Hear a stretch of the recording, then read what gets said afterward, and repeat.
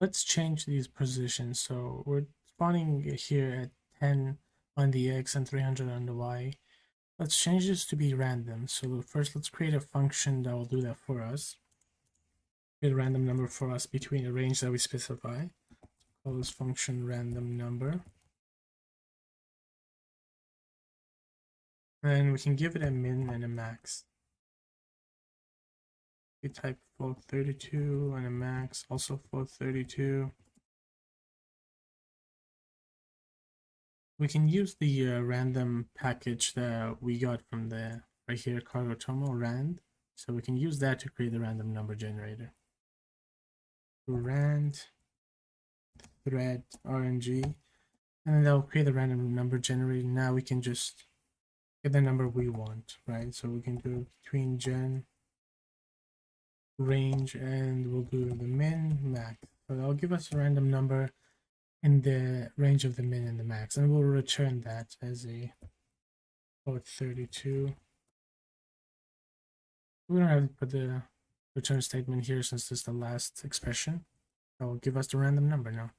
Now all we gotta do is call this number, this function when we're giving it a value here, and that will give us a random number each time, so that the dynamite and the gold will spawn in different areas always. So our Windows width is 800, right? Specified it as 800 here. That means the center is 0, far left is negative 400, and far right is 400.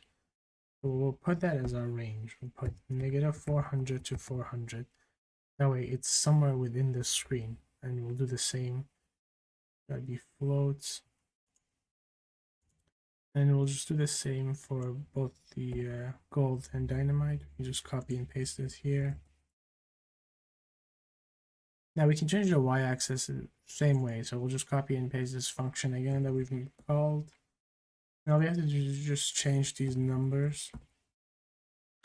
So our y-axis, our Windows height is 600. That means the center is 0, very top is 300, very bottom is at negative 300. And we want it to be higher than the window so that the user won't see them spawning in, basically, right? So the minimum we'll give it is 310, something like that. 310, and the max we'll give it is, we'll give it 1000. Some of them will drop a lot sooner than the others.